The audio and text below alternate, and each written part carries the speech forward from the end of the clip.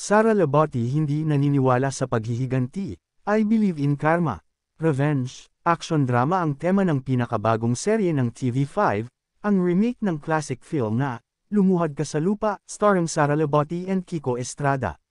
Magsisimula na ito sa April 8 after Eat Bulaga, kung saan makakasama rin sa cast sina Sid Lucero, Lynn Escanio, Gardo Versosa, Mark Anthony Fernandez, Andrew Mulak, Phoebe Walker, Andre Iliana, Ashley Diaz, Onika Ko, Rose Van Ginkel, Jeffrey Hidalgo, at Jeric Revol.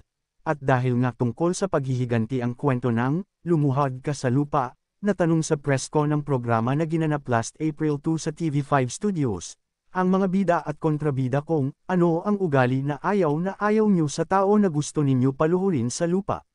Natawa muna si Sara bago sumagot sabay sabing, grabe, bakit kayo sa akin lahat nakatingin? Sige na nga ako na mauuna. Ugali ba yung corruption? Corruption na lang. Okay na yun, say ng ex-wife ni Richard Gutierrez.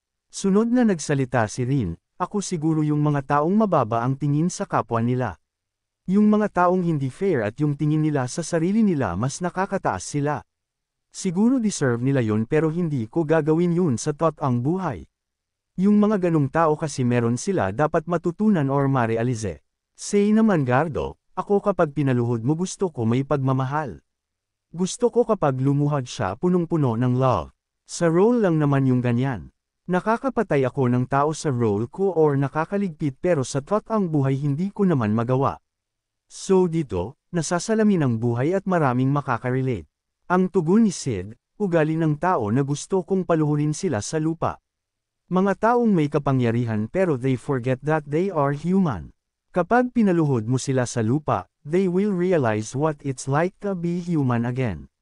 Say ng lead star ng serye na si Kiko, same with Ren.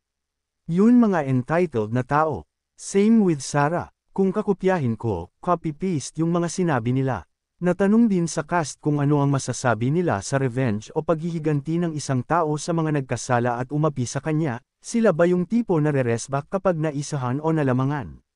Say ni Gardo, I realized wala rin naman mapupuntahan ang paghihiganti Ipag-pray mo na lang and it's part of life. It's a learning experience. Bawat pagluhod mo sa lupa, ang importante, bumangon ka uli at ipaglaban mo ang kailangang ipaglaban. Siyempre, kapag luluhod ka, huwag kang makakalimot sa pagdarasal. Pasasalamat, dugtong ng seasoned actor, many people have wronged me, and I never wanted to seek revenge. I believe in karma, kakarmayan ka rin in the end. Papabayaan ko lang sila. In this industry, marami ang bully.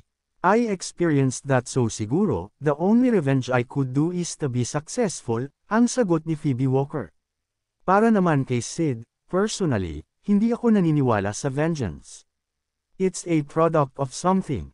Sa mundo may nangyayari at ikaw ay nasasaktan pero feeling mo lang yun Your ego gets in the way. Akala mo na isahan ka. But what Phoebe said which she said you can show them the best version of yourself because kapag vengeance daladala mo yun in every point. Ibang tao na yan. You are no longer yourself. You have been changed. I cannot live that way. I'd rather be the best that I can be, aniya pa. Say ni Mark Anthony, normal lang na gusto mong gumanti pero mas tama na tignan mo muna ng 10 times bago ka gumanti kung tama ba na gumanti ka or hindi ka gumanti. Ang tugon naman ni Sara, like what Phoebe said, I believe in karma. For me, there's nothing more expensive than peace.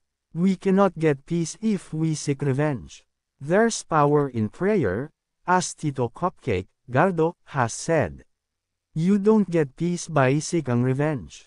Ito naman ang paniniwala ni Kiko, parang kasama sa buhay ang revenge pero through the course of life.